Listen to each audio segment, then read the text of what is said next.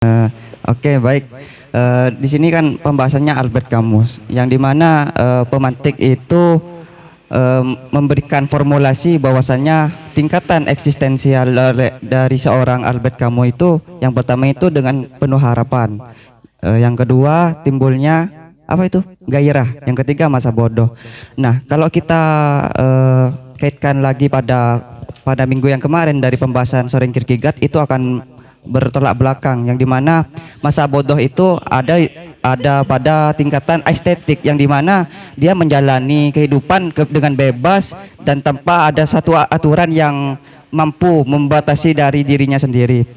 Nah, seakan-akan apa ya, konsep atau formulasi yang dibuat dari Albert Camus itu apa ya, rentetannya itu gak struktural gitu. Maksudnya kita nakal ya, misal saya katakan kita nakal, yang kedua kita akan patuh lagi, dan yang ketiga kita akan taubat gitu, benar-benar taubat, yang dimana Soren Kierkegaard itu mengatakan itu apa ya, bukan apa tadi,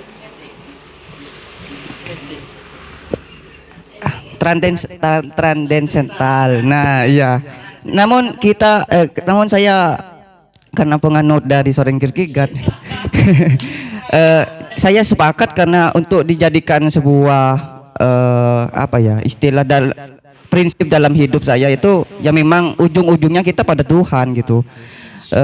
Namun saya yang apa ya, ingin membahas pada absurditas yang di pada Albert Camus ini, karena kita tidak tahu kalau kita apa ya, menggunakan gagasan pemikirannya itu pada diri kita sendiri, kita tidak tahu bahwasannya masa depan kita itu sebagai apa gitu.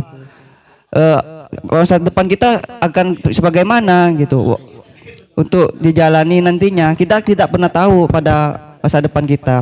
Namun gini Kak, yang saya tanyakan kan, Albert Camus itu bisa dikatakan seorang sastrawan ya Kak, yang dimana kalau saya menafsirkan itu dari karya-karyanya itu merupakan apa ya, alur hidupnya seorang Albert Camus, namun dia apa ya, Albert Camus, namun dia mengganti namanya itu dengan nama-nama yang lain. Kalau saya boleh tafsirkan begitu. Jadi saya tanyakan lagi latar belakangnya, apa dia seorang ateis ataupun teisme? Karena Deus itu kan, mengangkat Deus itu namanya dewa kan. Apa bisa jadi kan kita berpikir bahwasanya Albert Camus itu juga seorang deis. Dia teis. Seandainya dia teis akan bertentangan juga dengan patuh aturan tadi. Sebelum ke sana ya, karena saya penganut Albert Camus. Iya, sementara. Nanti bahasa syahadat. Maka dosa saya sebelumnya akan diampuni.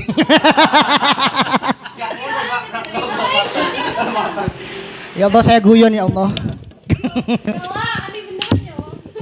Oke.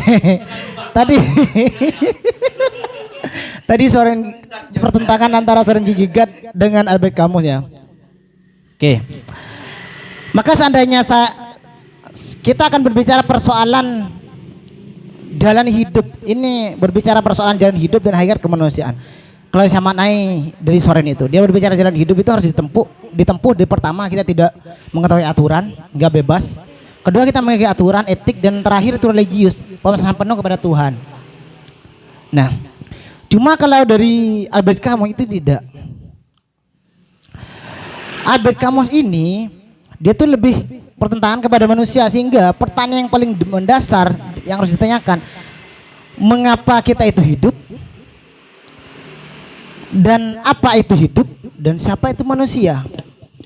Maka saat kita sangkut pautkan dengan pertanyaan Kierkegaard tadi, bagaimana kalau Kierkegaard kan bagaimana kita hidup atau lain sebagainya, maka sudah beda.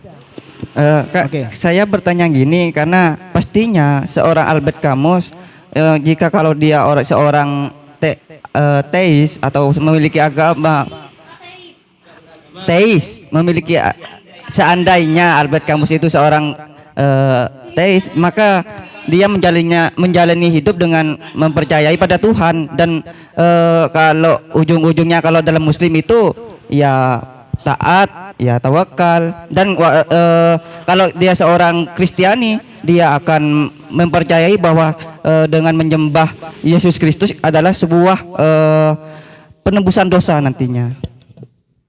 Karena saya tanyakan lebih menekankan pada teis karena bukan karena misalnya Kierkegaard.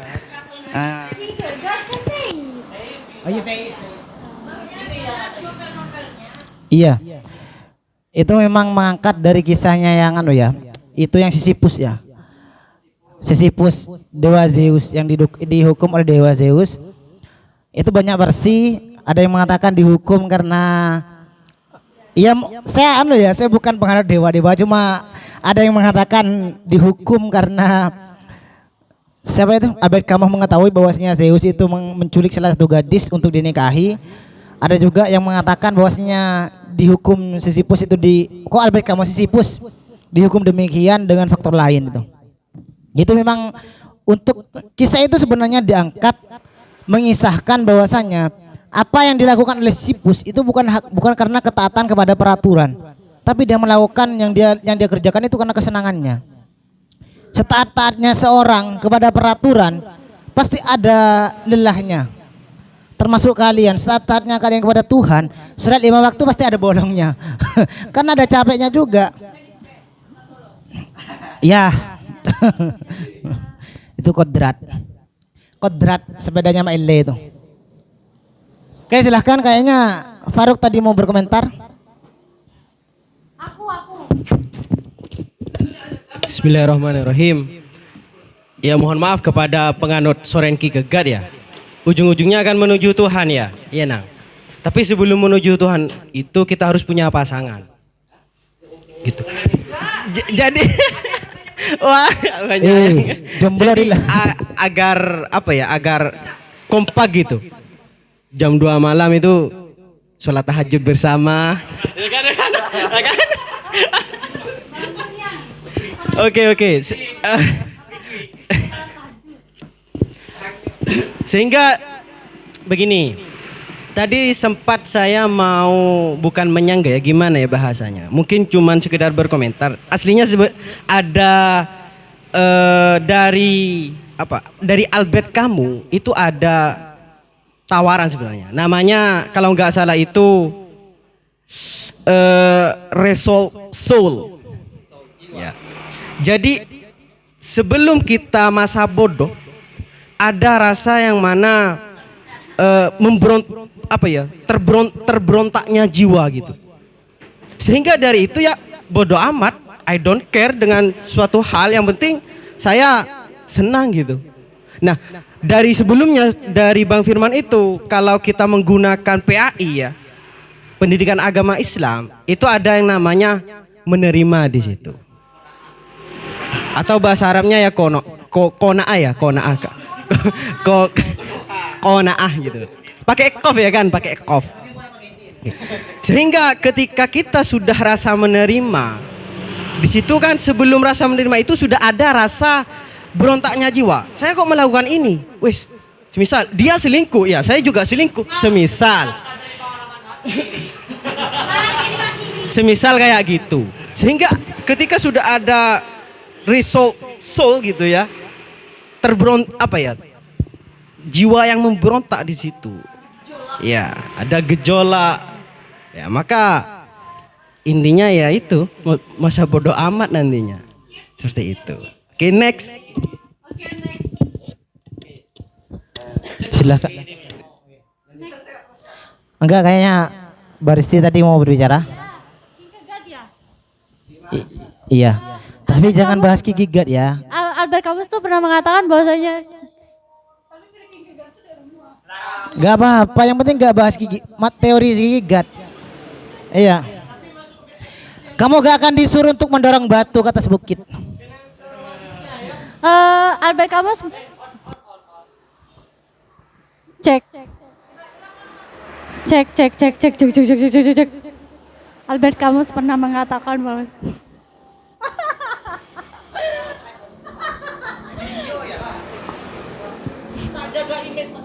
Maaf Albert Camus itu pernah mengatakan bahwasanya Kierkegaard itu kontradiktif gitu loh, karena dia memisahkan antara ilmu yang subjektif dan objektif. Dia mengatakan bahwanya yang subjektif itu adalah pengalaman spiritual, sedangkan yang objektif itu adalah saintis gitu loh.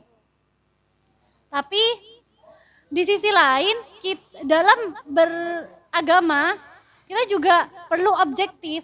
Kita perlu menggunakan nalar kita untuk mengkonfirmasi bahwasanya agama ini benar atau salah.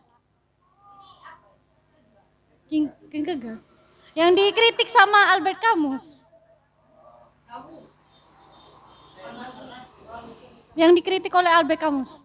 Yang dikritik Albert Camus ke Kierkegaard. Oh. Beda aliran. Oh iya iya. Beda alur. Karena secara latar belakang kan dia ateis. Sedangkan dia ateis yang taat. Oke, gak usah ya. Bagaimana Mas? Punya mbak. Apakah menjadi ateis dan teis ini oleh Albert Camus diberi solusi gitu? Apa kan kalau bunuh diri itu bukan solusi gitu kan Iya. Albert Camus. Lantas kalau menjadi teis atau ateis itu kan itu apa kalau kayak kata Nietzsche kan menjadi ateis bukan solusi, tapi dia sendiri adalah ateis. Sedangkan kalau Kierkegaard Albert Camus bagaimana? Sebenarnya konsepsi inti dari apa yang dikatakan yang disampaikan oleh Albert Camus itu sebenarnya satu. Jika dia ya biasa kan saya sudah bilang Albert Camus itu kalau ngopi gini. Albert Camus jangan atur. Jadi gini loh. Albert Camus itu telek lepas.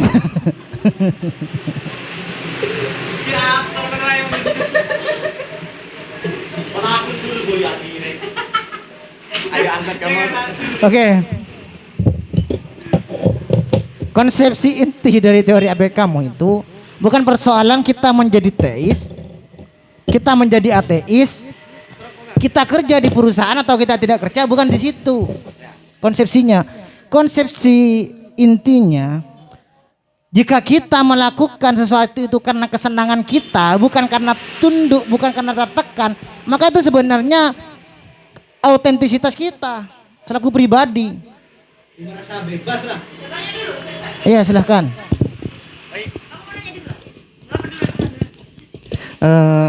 Tadi bebas ya, embel-embel bebas tadi. Karena saya kembali lagi pada bukan Soren lagi, tapi Jean Paul Sartre yang dimana apa ya, manusia itu tidak terlepas atau terkait pada kesedihan.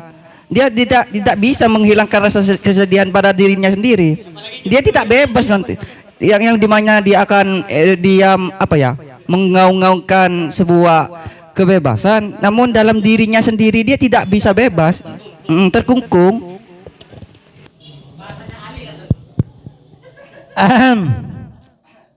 Patuh protokol kesehatan.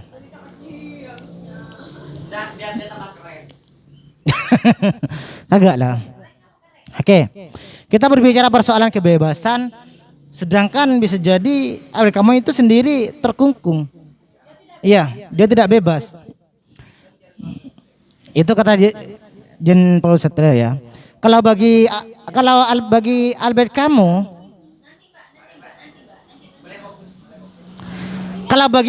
Camus, kebebasan itu tetap ada selama kita menjadi pribadi yang autentisitas, pribadi yang autentik, pribadi yang dengan pendiriannya sendiri, tidak berdiri atas kata orang lain, tidak berdiri hanya karena aturan atau lain sebagainya. Persoalan pasangan, saya gak mau berkomentar. Saya. Kan? Sebenarnya apa ya?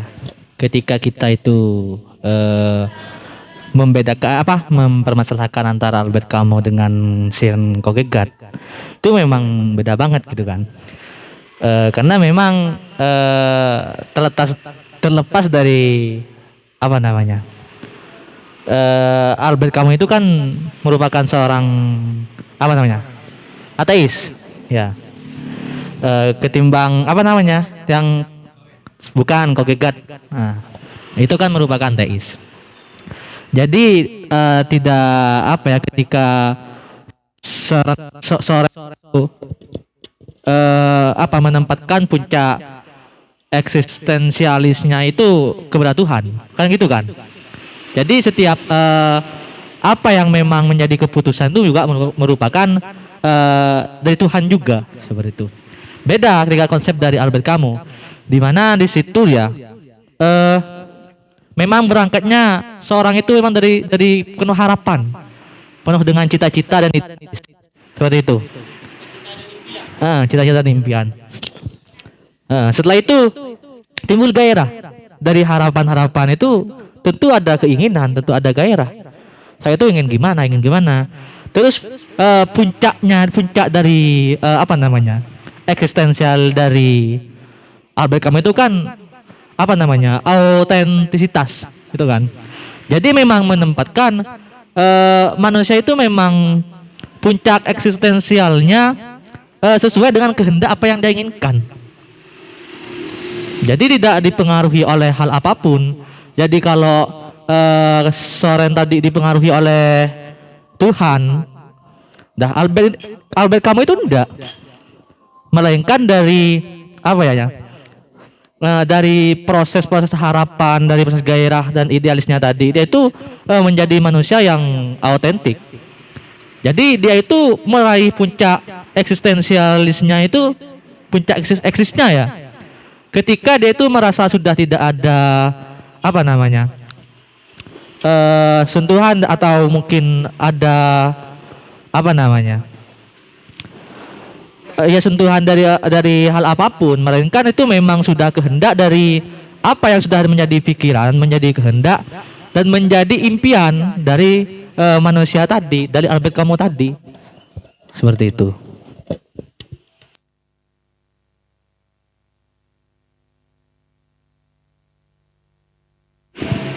Baik, Mas Mantik.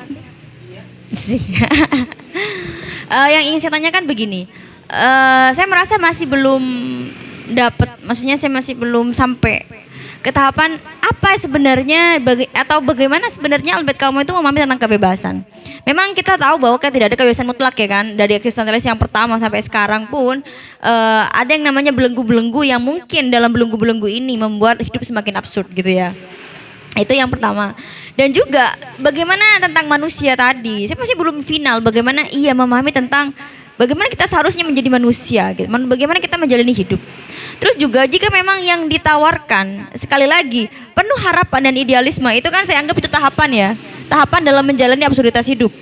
Sampai apakah eksistensi, kita mendapatkan eksistensi ketika kita sampai pada posisi atau pada masa bodoh gitu. Apakah itu adalah puncak dari eksistensinya Albert Camus? Dan jika tawarannya adalah autentisitas dalam artian bahwa kita bersikap sesuai dengan asli kita. Tapi begini, kita manusia itu tidak pernah terlepas dari pemahaman a priori atau ada pemahaman dalam dirinya. Dia tidak pernah lepas dari pengaruh-pengaruh dari orang lain. Dan saya rasa tawaran-tawaran juga absurd gitu. Autentisitas ini absurd gitu kan. Itu sih dari saya. Terima kasih.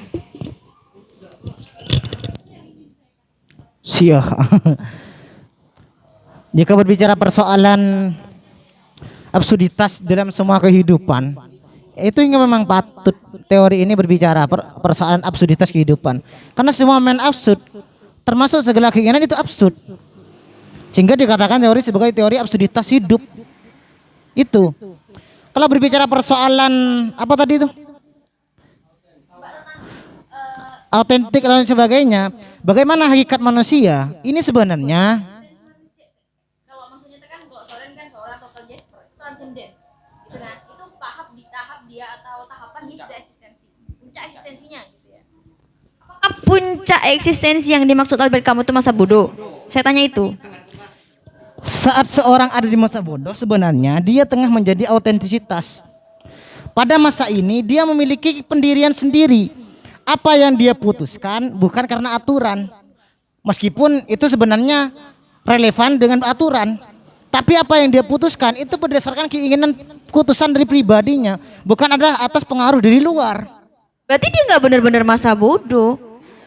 Dia belum sampai ke maksudnya Sekali lagi saya katakan, di masa bodoh ini akan sangkut pautkan dengan menjalani hidup dengan tenang, impactnya. Sedangkan posisinya dia tengah ada di posisi autentisitas.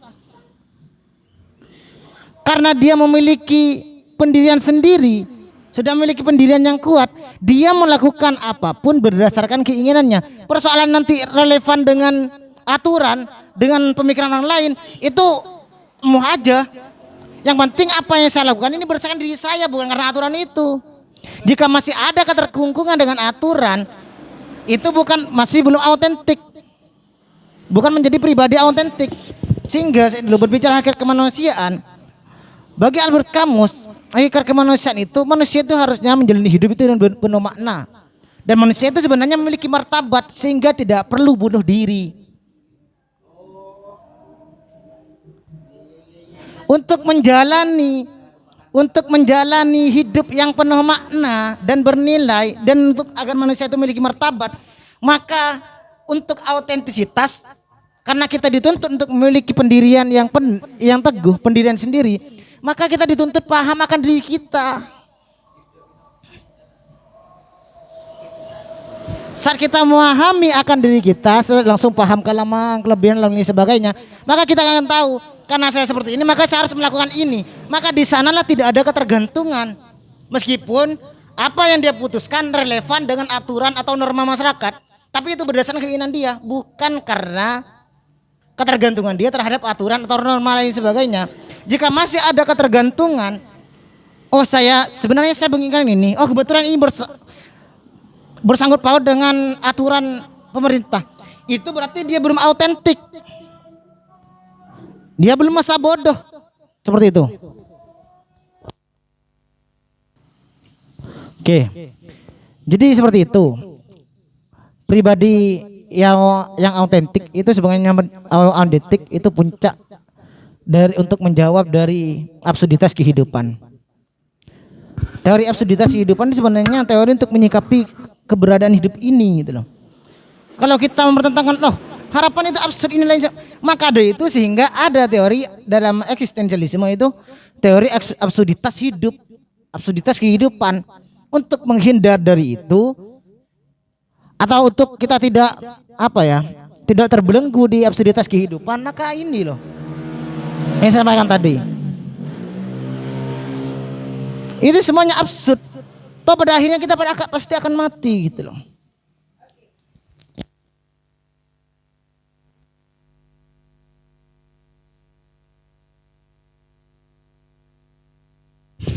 Karena begini, karena tidak ada, menurut saya sih tidak ada kedirian yang autentik itu gitu.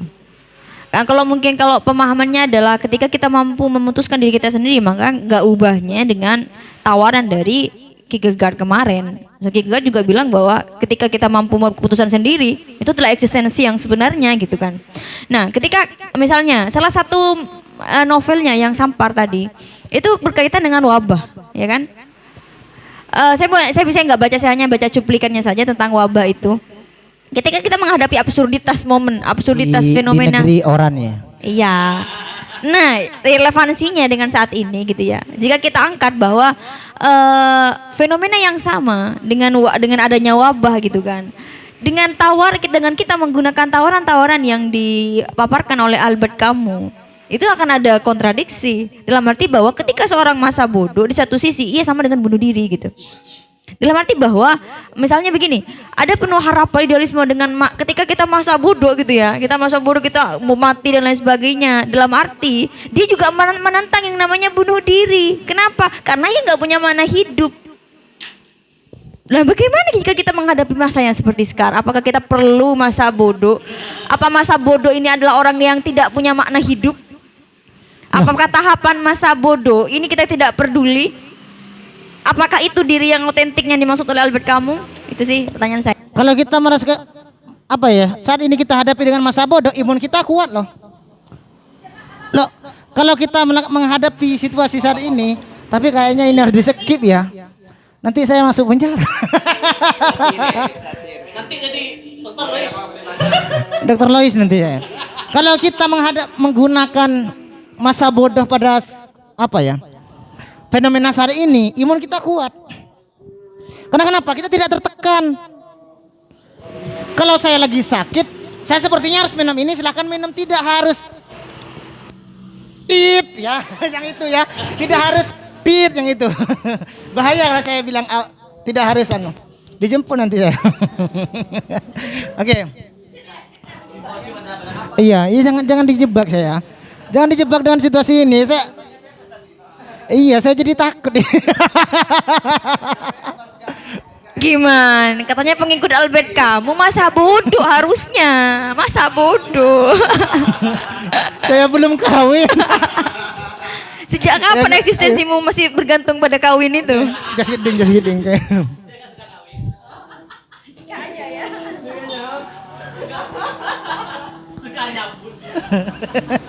Iya kalau mandi. Sih dulu. Jadi kenapa saya bilang saya penganut Rabiatul Adawiyah ya, mahabbah. Mahabbah kepada perempuan bedanya. Oke. Sebagaimana kita ketahui, kasus seperti di Itali di awal-awal virus ini, virus TID ini. Saya gak bilang iya yang virus yang itulah, virus corona, terus di Jepang lain sebagainya. Ternyata setelah diteliti, yang meninggal antara yang positif dengan yang bunuh diri ternyata lebih banyak yang bunuh diri. Itu karena mereka tidak mengikuti Albert Camus. Tertekan pada akhirnya. Karena tertekan mati deh. Iya, seandainya dia itu menjalankan hidup berdasarkan Albert Camus, bodoh amat, tapi bisa jadi nasibnya seperti Dr. Louis. Iya. Dong. Loh, Absurd dong. makanya ini namanya juga absurditas kehidupan. Iya, makanya saya mempertanyakan sih.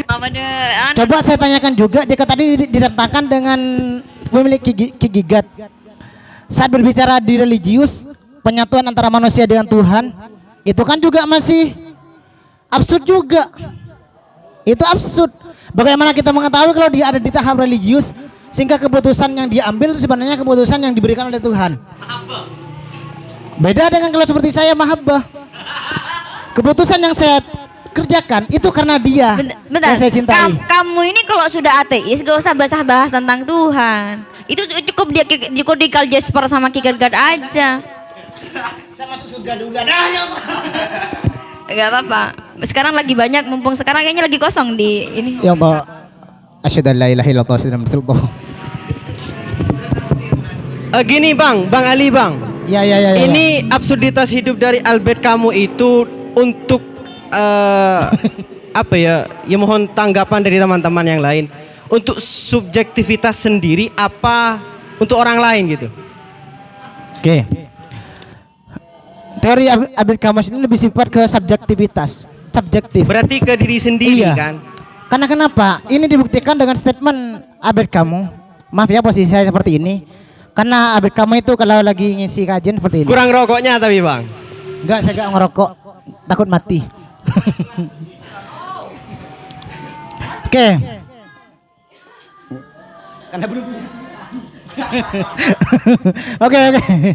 Banyak guyonnya ini. Nyampe mana tadi tuh? Yang absurditas Albert Camus, apakah subjektivitas atau objektif? Saya berani mengatakan ide subjektivitas karena seperti ini. Lagi-lagi pertanyaan mendasar, mengapa harus hidup? Apa itu hidup? Sampai saat ini sebenarnya jawaban-jawaban itu hanya bersifat subjektif. Orang yang memaknai hidup ini seperti ini, itu perspektifmu. Karena kamu menjalani hidup seperti seperti itu. Kamu menjalani hidup posisi kamu sebagai seorang karyawan. Beda dengan mereka perspektif seorang yang menjalani hidup sebagai bos.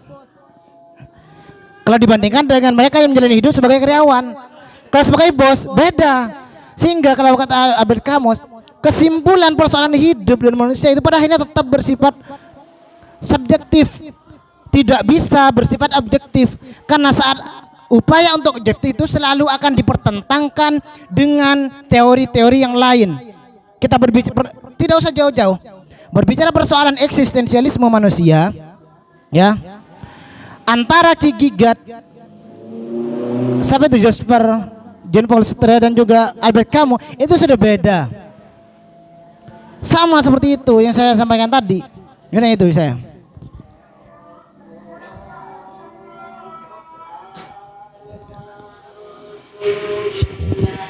Iya memang, saya sepaham dalam hal bahwa setiap pemikiran itu dari mulai eksistensi Sartre sampai sekarang Albert Camus itu punya ciri yang berbeda, punya khas yang berbeda, juga dipengaruhi oleh latar belakang, baik latar belakang keilmuan atau latar belakang kehidupan yang berbeda.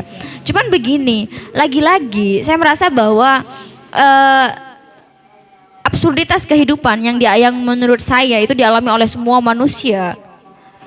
Itu dan dengan tawaran-tawaran yang diberikan oleh Albert Camus itu masih belum jelas gitu. Dalam arti bahwa begini, kita mengetahui bahwa misalnya quarter life crisis gitu ya, yang dialami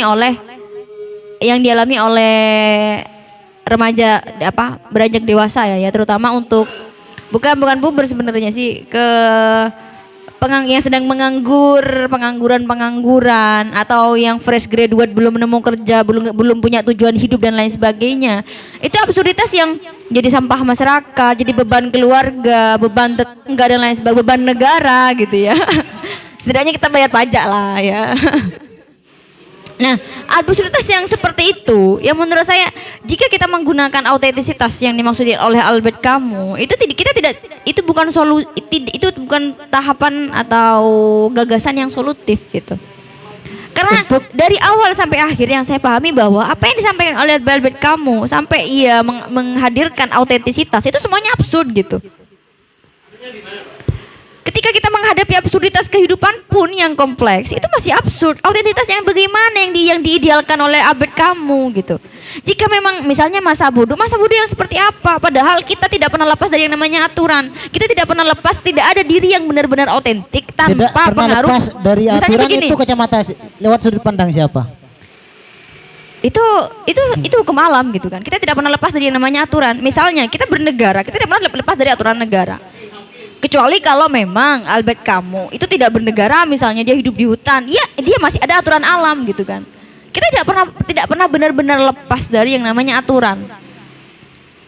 Itu sih. Jadi masa bodoh pun saya rasa itu juga masih belum jelas masa bodohnya seperti apa. Banyak orang yang bunuh diri. Kalau misalkan hanya tawaran yang ia tawarkan adalah kita harus masa bodoh gitu ya. Tidak semudah itu dengan absurditas kehidupan yang sekompleks ini gitu menurut saya sih.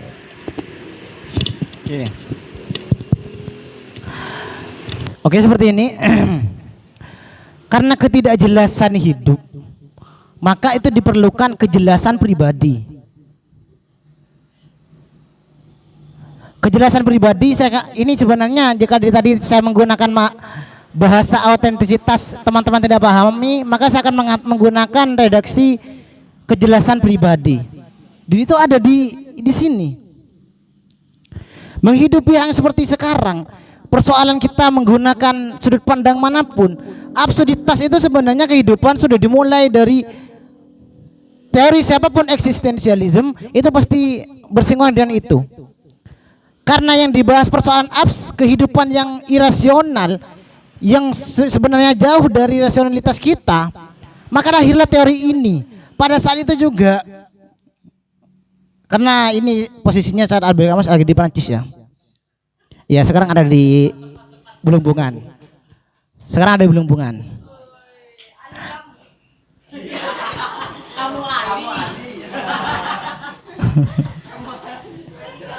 Oke.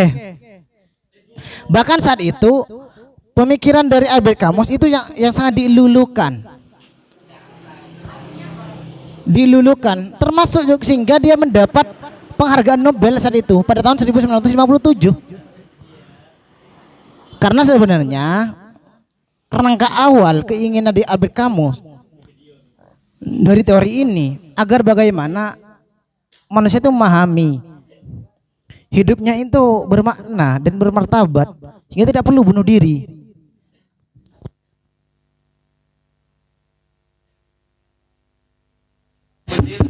Saya menanggapinya begini. Punya Albert Camus itu Mbak, yang terpenting adalah menjalani hidup dengan rasa kesenangan. Sudah. Nah, dengan enggak. Artinya koran. Artinya ya semisal ya mohon maaf jadi karyawan, ya menjalani kesenangan di situ. Lah, masalahnya Jangan kan jadi di situ, karyawan kalau nggak Mbak. senang. Kalau menganut punya Albert Camus, kalau dia tidak senang menjadi karyawan, jangan jadi karyawan. Kalau menganut Albert Camus, ya. Persoalan itu bukan solusi. Ini persoalan pribadi masing-masing orang. Bisa jadi gigigat itu bukan solusi bagi saya. Jin Paul Sartre juga bisa jadi bukan solusi bagi Anda, seperti itu. Seorang yang mendambakan kebebasan seutuhnya, maka dia akan lari ke Albert Camus. Seseorang yang mendambakan spiritualitas seutuhnya, maka dia akan mendambakan gigigat. Sama seperti itu. Ini berdasarkan sudut pandang kita masing-masing.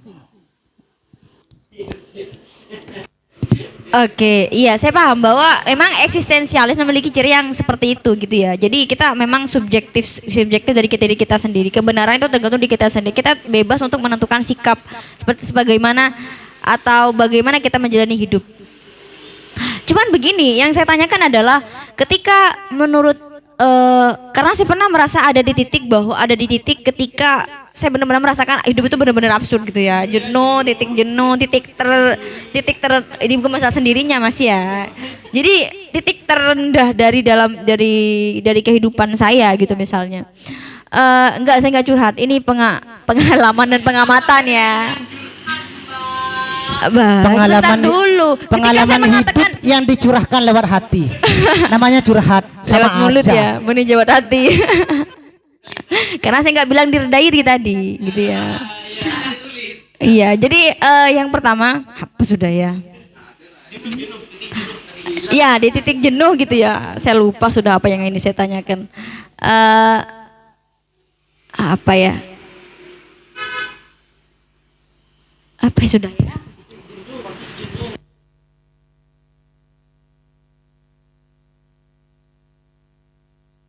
Cingir ya. Nah, yang ingin saya tanyakan adalah kita hidup yang bermartabat, hidup yang jelas itu ketika kita memiliki makna hidup gitu ya. Cuma lagi-lagi yang dihadapi oleh orang-orang yang berada di titik absurditas yang belum masih terjerembab dalam absurditas kehidupan, mereka belum tidak menemukan makna itu gitu. Jadi makanya saya tadi yang paling banyak saya tanyakan adalah bagaimana tentang hakikat manusia, tentang kebebasan. Karena untuk mencari makna dan tujuan itu yang dialami yang menjadi masalah dari orang-orang yang itu tadi. Seseorang tidak bereksistensi. Makanya mereka memilih bunuh diri. Seseorang yang tidak mengetahui makna hidup karena dia tidak mencoba untuk memahami siapa dirinya. Tidak paham akan dirinya. Seseorang yang tidak memahami dirinya, maka tidak akan memiliki pegangan yang teguh. Seseorang yang tidak akan memiliki pegangan yang teguh, dia tidak akan pernah menjadi pribadi yang otentik. Seperti itu. Seseorang yang bunuh diri pada masa itu dia tidak paham. Jika saya orangnya seperti ini, kelemahan seperti apa, maka seharusnya apa yang harus saya lakukan seperti itu. Nah, persoalannya seperti itu. Karena mereka tidak paham, maka mereka pada akhirnya bunuh diri, mengakhiri hidupnya dengan bunuh diri karena dianggap bunuh diri itu adalah solusi.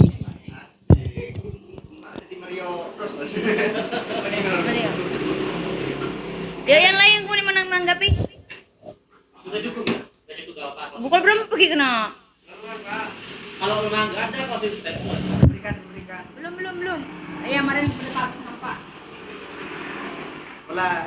Ya, yang mungkin bisa berapa? Limo. Kalau ada ampun nang YouTube ada bangun tengah pantau yang akan kamu tahu. Apa lah ini bro? Jadi udah hampir 1 jam udah 40 menit.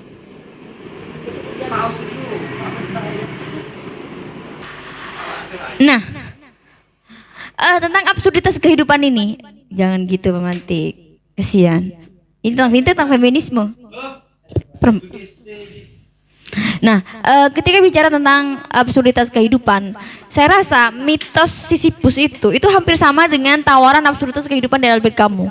Misalnya, orang tidak pernah lepas dari harapan ya. Kita harapan, setelah punya harapan gairah, masa bodoh. Pada akhirnya dia patah lagi, punya harapan lagi. Terus seperti itu. Jadi ini kenapa ya? Jadi Kamu berbicara patah jadi dia tersinggung. oh, retak. Jadi maksudnya kita berharap, kita kan manusia itu nggak pernah lepas dari yang namanya harapan kan. Sedangkan kita tahu bahwa harapan itu absurd. Kita sedang dibelenggu oleh harapan yang kita buat sendiri. Kita terkungkung dengan harapan yang kita buat sendiri dan itu abstrak, bukan terlepas dari kita terkungkung oleh kepentingan orang lain atau pengaruh-pengaruh dari orang lain. Dengan harapan-harapan itu sekali lagi dengan gairah-gairah masa bodoh akhirnya dia punya harapan lagi. Terus itu seperti apa ya namanya ya? Siklus yang nggak akan pernah selesai gitu. Makanya dengan Albert yang saya tidak sepakati dengan Albert Camus adalah ketika dia Terserah lo deh. Hah? Terserah lo deh. Iya memang terserah saya. Iya, sepakat gak sepakat terserah. Iya. Iya makanya saya bilang saya nggak minta persetujuan Anda untuk bilang sepakat atau tidak gitu kan. Jadi gini, jadi makanya ketika kita kalau menurut pemantik tadi kita harus punya pegangan yang jelas gitu ya. Kita harus punya pegangan yang jelas agar kita tidak terombang-ambing dengan absurditas kehidupan. Dengan kita, maksudnya begini, dengan kita hanya berpegang teguh pada kedirian kita, itu pegangan Pendirian. iya, kok apa gitu? Kedirian. Oh, iya nak bahasa nanti ya. Pegangan. Iyalah pegangan ya. Apa Kamu kenapa kok maksudnya? sensitif banget dengan bahasa itu? Enggak jelas, absurd. Misalnya kita berpegang pada sesuatu yang sama-sama absurd. Diri kita tidak pernah maksudnya begini, apalagi dengan dengan adanya dunia lain. Dunia maya gitu kan ya. Kita hidup itu semakin absurd, kita semakin tidak mengerti tentang diri kita sendiri, bahkan orang lain bisa jadi lebih mengerti tentang diri kita misalnya. Jika kita hanya berpegangan pada diri yang sifatnya itu juga tidak kokoh, pada akhirnya kita juga terjebak lagi dengan absurditas kehidupan. Makanya menurut saya tidak sepakat dengan Albert Camus adalah ketika ia mengabaikan sama sekali dengan aspek-aspek yang metafisis gitu. Misalnya yang ditawarkan oleh Kierkegaard atau tokoh-tokoh eksistensialis yang lain. Ya? Enggak, belum. Oh, kayaknya di tadi. Oh, belum. Rencana jadian. Jadian. Siapa? Aku suka Kierkegaard. Ya dia kayaknya lumayan ganteng ya. Dia selingkuhannya. Oh iya masa? Tapi tukang selingkuh. Iya tukang selingkuh. Iya. Kalau yang sebelumnya mungkin mapan ya, bukan tampan ya. Negara kaya. Kayak monyet, siapa? Sayangnya siklus perempuan itu ada 3. Makanya saya tidak sepakat jika dia mengabaikan sama sekali dengan orang-orang misalnya begini. Kita bandingkan dengan negara yang dia memiliki pegangan agama misalnya. Ya kan, dengan agama-agama, dengan negara-negara yang maju, tapi dengan korban bunuh diri yang banyak gitu kan. Ada apa dengan mereka? Apakah mereka tidak percaya diri? Padahal mereka orang-orang yang jenius gitu kan, orang-orang yang cerdas. Bedakan dengan orang negara-negara yang walaupun orang-orang yang notabene mereka tidak punya atau pendapatannya menengah dan ke bawah gitu kan. Iya, dengan kepercayaan mereka bisa gitu kan, dengan tidak bunuh diri. Kalau misalnya kita menganggap bahwa bunuh diri adalah kesalahan yang fatal gitu, dia mereka tidak memiliki eksistensi. Makanya itu yang menurut saya komentar saya terhadap Albert Camus. Oke. Saya baru sadar ternyata tadi itu kayaknya diskusi kita seperti seminar-seminar di kampus gitu. Ternyata cenderung saya yang terus menanggapi pertanyaan dari teman-teman. Oke, sebelum saya tanggapi silakan yang lain dulu.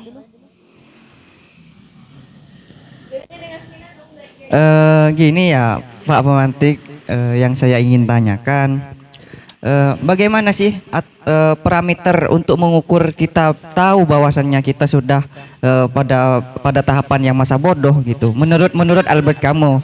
Yang kedua, memang kalau bicara tentang bunuh diri itu karena latar belakang yang paling utama itu karena tidak ada ketenangan.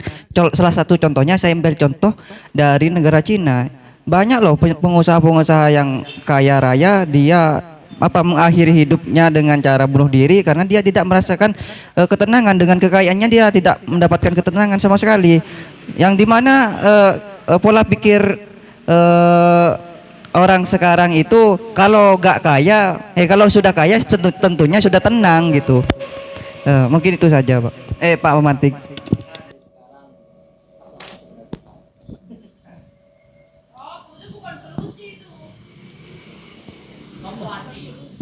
Kalau punya gigat itu solusi loh.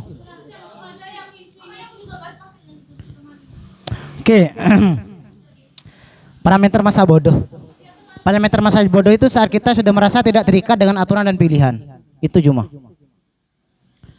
Dalam artian kita melakukan sesuatu itu karena kesenangan kita, bukan karena aturan ini dan itu, dan bukan karena pilihan ini dan itu. Kedua, ini pertanyaannya hampir sama dengan punya Mbak Winda. Persoalan bunuh diri dan persoalan ketenangan. Bagaimana mereka yang memiliki kekayaan, memiliki ilmu intelektualitas tinggi, tapi mereka tetap masih bunuh diri. Maka ini sebenarnya dijawab oleh Albert Camus. Oh ya, Albert Camus. Kamulah. Dia itu, seseorang itu begitu banyak manusia yang mengejar dan mengimpikan kebutuhan hidupnya. Tapi dia lupa bahwa dia itu hidup. Baik siapa itu? Baik. Ali kamu. Kamu Ali. Enggak, ini kata Albert Camus. Ini sebenarnya suatu sentilan bahwasanya terkadang kita mengimpikan sesuatu yang kita anggap itu kebutuhan, termasuk ilmu, saintis dan sebagainya. Itu sebenarnya kebutuhan karena kalau bagi sebagian orang itu menganggap itu wabah, lebih dari ta'on sih. Tapi karena dia mengimpikan itu, karena itu dianggap kebutuhan hidup, dia lupa bahwa dia itu setengah hidup dan harus menikmati hidup.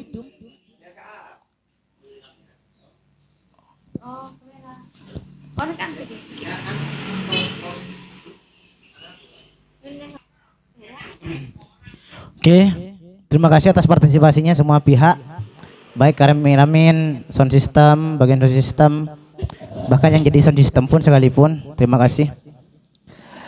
Ya, karena yang bicarakan sebenarnya tengah menjadi sound system. Ada closing statement yang saya anggap ini bisa kita jadikan pandangan hidup. Kalau pegangan hidup takut Akbar marah.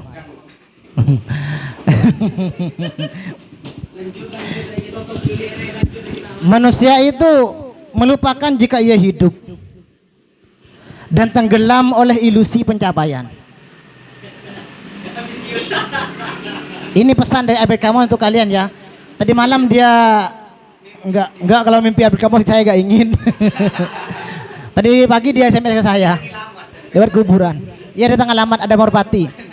Jadi manusia itu lupa bahwa dia itu hidup. Dia terjebak dan terjerembab oleh ilusi-ilusi pencapaian. Makanya jangan berharap. Jangan berharap. impian. Karena kalau kata saya sekarang pencinta Sayyidina Ali, karena paling menyakitkan karena paling menyakitkan itu adalah berharap kepada manusia. Cie. Mungkin hanya itu di saya, semoga bermanfaat dan apabila kesalahan itu murni dari setan. Enggak, saya enggak bawa ini. Apabila kebenaran itu dari Allah dan apabila ada kesalahan itu dari setan, dan saya Muhammad Ali Wafa tidak berbuat apa-apa. Billahi taufiq wal hidayah. Wassalamualaikum warahmatullahi wabarakatuh.